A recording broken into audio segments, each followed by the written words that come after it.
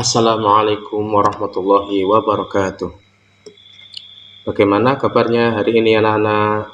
Semoga masih diberi kesehatan oleh Allah dan diberi kemudahan untuk menjalankan kegiatan pembelajaran pada hari ini. Baik anak-anak, kita bertemu kembali pada kegiatan hari ini. Kita kembali belajar bersama-sama tentang mata pelajaran fikih kelas 7 dengan tema rukun dan sunnah sholat.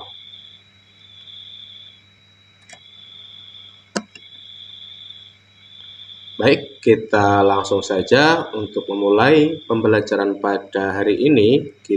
Marilah kita bersama-sama membaca doa sebelum belajar. Bismillahirrahmanirrahim. Nawaitu ta'alluma wa ta'lima wa tadhakkura wa tadhkira wal naf'a wal intifa'a wal ifadata wal istifadah wal hassa 'ala tamassuki bi kitabillahi wa sunnati rasulih sallallahu alaihi wasallam wa du'a'a ilal huda wa tilalata 'alal khair ibtigha'a wajhillahi wa mardatihi wa qurbihi wa thawabih. Terima kasih. Semoga dengan pembacaan doa ini kegiatan belajar mengajar kita pada hari ini dapat berjalan dengan lancar. Amin, Allahumma amin. Baik anak-anak, langsung saja Bapak akan menyampaikan sebelum ke materi inti, akan menyampaikan kompetensi dasar pada hari ini. Yang pertama adalah mengamalkan sholat fardu 5 waktu sebagai pokok ajaran Islam. Yang kedua, menjalankan sikap tertib dan disiplin sebagai implementasi pengetahuan tentang sholat fardu 5 waktu. Yang selanjutnya, menganalisis ketentuan sholat fardu 5 waktu dan mengkomunikasikan hasil analisis tata cara sholat fardu 5 waktu. Baik, selanjutnya untuk indikator pencapaian kompetensi. Yang pertama, mengkategorikan rukun sholat fardu, kemudian mengkombinasikan rukun-rukun sholat fardu bagi laki-laki dan perempuan, dan selanjutnya menyusun kembali sunnah ab'ad dan sunnah hayat dalam sholat fardu. Dan IPK kita pada hari ini yang terakhir adalah mengambil kesimpulan perbedaan dari rukun, sunnah ab'ad, dan sunnah hayat. Kemudian untuk tujuan pembelajaran kita pada hari ini yang pertama adalah anak-anak setelah melihat video pembelajaran, anak-anak dapat mengkategorikan rukun sholat fardu dengan baik. Kemudian setelah melihat video pembelajaran, siswa peserta didik mampu mengkombinasikan rukun-rukun sholat fardu bagi laki-laki dan perempuan dengan tepat. Kemudian setelah memperhatikan materi pembelajaran, siswa dapat menyusun kembali sunnah ab'ad dan sunnah hay'ah dalam sholat fardu dengan benar. Dan selanjutnya, setelah memperhatikan materi pembelajaran, peserta didik dapat menyimpulkan perbedaan-perbedaan dari rukun, sunnah ab'ad, dan sunnah hay'ah dengan benar. Kemudian, untuk langkah-langkah pembelajaran kita pada hari ini, yang pertama adalah mengamati materi tentang rukun dan sunnah sholat fardu pada media pembelajaran atau slide. Selanjutnya, membuat kelompok diskusi, kemudian berdiskusi tentang rukun dan sunnah sholat fardu, kemudian mengambil kesimpulan dengan mempresentasikan tentang rukun dan sunnah sholat fardu oleh masing-masing kelompok. Dan yang terakhir, melakukan evaluasi materi tentang rukun dan sunnah sholat fardu. Baik anak-anak, perhatikan dan cermati gambar berikut. Itu adalah gambar menunjukkan rukun dan sunnah sholat, dan akan kita jelaskan rukun-rukun sholat. Selanjutnya, ketentuan dalam pelaksanaan sholat. Dalam pelaksanaan sholat terdapat 1 rukun, sunnah ab'ad, dan sunnah hay'ah. Baik, langsung saja kita ke materi rukun sholat. Apa itu rukun sholat? Nah, marilah kita saksikan.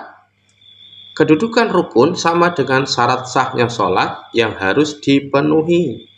Perbedaannya adalah syarat sah sholat dilaksanakan sebelum sholat dan berlanjut hingga selesainya sholat.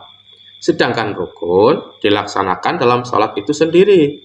Rukun dalam sholat tidak boleh ditinggalkan, baik sengaja, lupa, maupun memang tidak mengetahuinya. Rukun itu ibarat pondasi rumah, dan rumah tidak akan berdiri jika tidak ada pondasinya. Selanjutnya, rukun sholat. Rukun sholat adalah bagian pokok dari sholat itu sendiri. Artinya, perbuatan dalam sholat yang harus dikerjakan jika ditinggalkan, sholatnya menjadi tidak sah. Dan menurut mazhab Imam Syafi'i, rukun sholat ada 13, yaitu sebagai berikut. Rukun sholat yang pertama bisa kita saksikan. Yang pertama adalah niat. Yang kedua, berdiri jika mampu. Yang ketiga, takbiratul ihram. Yang keempat, membaca surat Al-Fatihah. Untuk makmum membacanya setelah bacaan imam. Yang selanjutnya, ruku dengan tumak ninah. Tumak ninah di sini artinya tenang, dengan sikap tenang sejenak. Kemudian dilanjutkan dengan iktidal, dengan tumak ninah. Kemudian sujud dengan tumak ninah. Kemudian rukun yang ke-8 adalah duduk di antara dua sujud dengan tumak ninah. Yang ke-9 duduk tasyahud awal dan akhir dengan tumak ninah. Yang 10 membaca tasyahud. Yang 11 membaca sholawat kepada baginda Nabi Muhammad SAW. Yang ke-12 membaca salam yang pertama sambil menoleh ke kanan. Dan rukun yang terakhir adalah tertib sesuai dengan urutan-urutan rukunnya. Kemudian materi selanjutnya adalah sunnah sholat. Apa itu sunnah sholat? Sunnah sholat itu adalah ucapan dan gerakan-gerakan sholat yang tidak termasuk dalam rukun sholat, tetapi merupakan bagian dari ibadah sholat. Sunnah sholat dibedakan menjadi dua.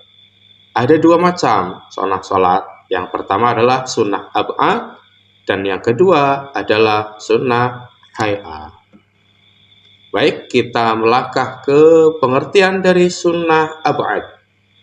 Sunnah ab'ad, membaca dan duduk tasyahud awal. Tasyahud ini hanya berlaku pada sholat yang jumlah rakaatnya lebih dari 2 rakaat, seperti maghrib, isya, zuhur, asar. Dalam tasyahud awal disunahkan membaca doa yang sama dengan tasyahud akhir. Kemudian sunnah ab'ad yang selanjutnya membaca sholawat kepada Nabi pada tasyahud awal, membaca sholawat kepada keluarga Nabi dalam tasyahud akhir, berdiri dalam kunut, dan membaca doanya pada rakaat kedua pada posisi iktidal dalam sholat. Baiklah anak-anak, selanjutnya kita bahas tentang sunnah hay'ah. Yang pertama, mengangkat tangan ketika takbiratul ihram, ruku, bangun dari ruku, dan bangun dari tasyahud awal, mengangkat kedua tangan hingga ujung jari-jari melebihi tingginya telinga, dengan kedua ibu jari di bawah daun telinga, dan kedua telapak tangannya melebihi tinggi kedua bahu, mengangkat tangan juga sambil memulai takbir dan tasbih. Selanjutnya, memiringkan ujung-ujung jari ke arah kiblat sambil meregangkannya pada saat mengangkat tangan, meletakkan tangan kanan di atas tangan kiri dan menempatkannya di pertengahan antara dada dan pusar. Selanjutnya membaca doa iftitah atau tawajjuh setelah takbiratul ihram pada rakaat pertama. Doa yang dibaca adalah sebagai berikut, seperti Allahu Akbar kabiro walhamdulillahi katsiro dan seterusnya. Kemudian sunnah hay'at yang selanjutnya adalah membaca ta'awudz atau isti'adzah, mengeraskan bacaan pada tempatnya termasuk bacaan keras pada waktu sholat subuh, 2 rakaat pertama sholat isya, 2 rakaat pertama sholat maghrib, dan 2 rakaat sholat subuh. Kemudian membaca pelan pada tempatnya, termasuk bacaan yang dipelankan adalah semua sholat selain yang telah disebutkan pada nomor yang di atas. Berarti yang dipelankan seperti sholat zuhur dan sholat asar. Kemudian mengucapkan amin setelah selesai membaca surat Al-Fatihah. Pengucapan amin dilakukan dengan suara keras dalam sholat jahriyah dan dengan rendah atau pelan dalam sholat sirriyah. Kemudian membaca surat setelah surat Al-Fatihah pada 2 rakaat pertama bagi imam atau orang yang sholat sendirian. Kemudian membaca takbir ketika setiap kali hendak ruku dan bangkit dari selain ruku, kecuali takbiratul ihram yang wajib hukumnya. Selanjutnya, sunnah hayat yang selanjutnya adalah meletakkan kedua telapak tangan pada kedua lutut pada saat posisi ruku sambil meregangkan jari-jari. Sunnah hayat selanjutnya membaca tasbih sebanyak 3 kali dalam ruku, sedangkan bacaannya adalah Subhan Rabbil Azim dengan tambahan wa bihamdi sebagai penyempurnanya. Secara lengkap bacaannya adalah Subhan Rabbiyal Azimi wa bihamdi. Dan sunnah hayat selanjutnya mengucapkan kalimat tasmi ketika bangkit dari ruku dengan membaca Sami Allahu liman hamidah. Sunnah hayat selanjutnya ketika hendak sujud, maka yang diletakkan ke lantai terlebih dulu adalah kedua lutut, kemudian kedua tangan, dan disusul dahi dan hidung.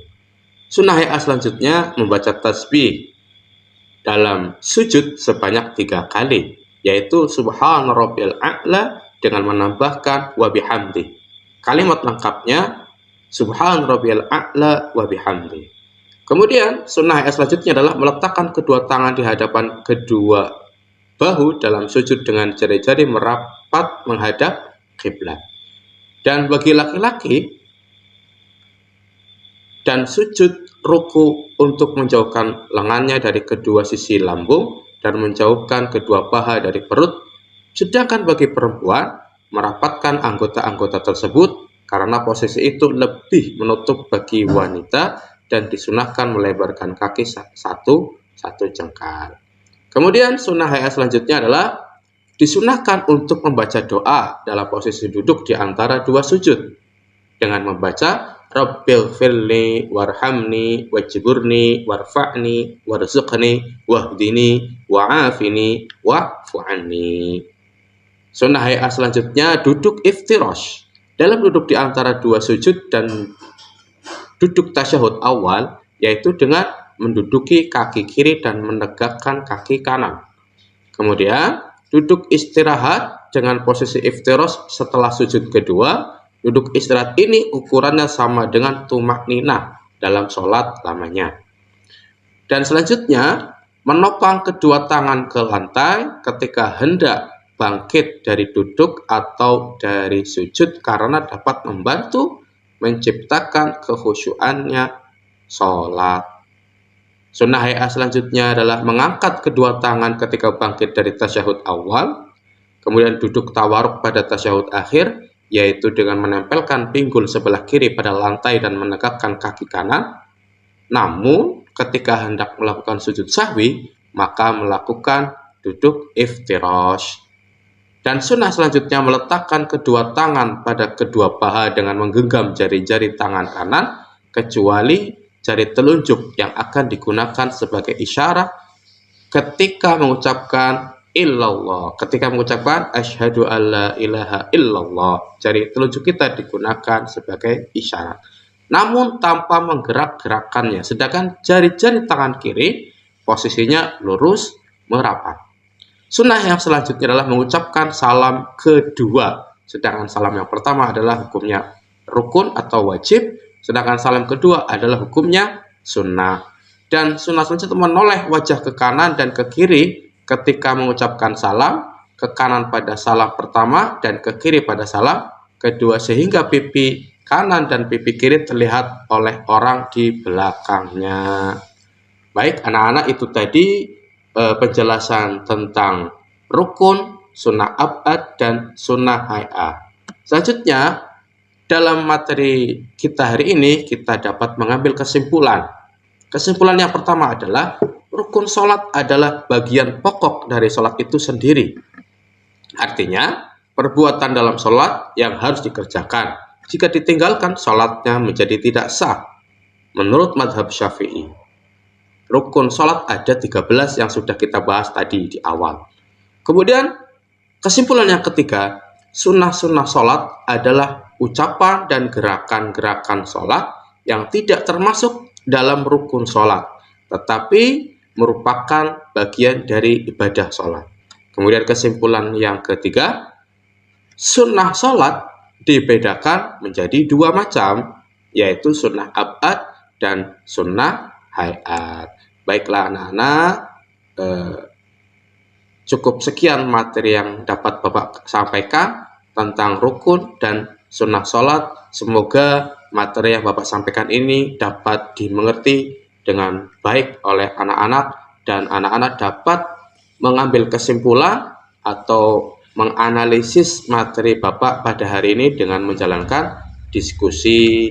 Sekian materi yang Bapak saya sampaikan. Marilah kita membacakan doa pada pembelajaran hari ini dengan doa kafaratul masjid bersama-sama. Subhanakallah wa bihamdik, asyhadu an la ilaha illa anta, astaghfiruka wa atubu ilaik. Sekian dan terima kasih. Kurang lebihnya mohon maaf. Walafu minkum. Wassalamualaikum warahmatullahi wabarakatuh.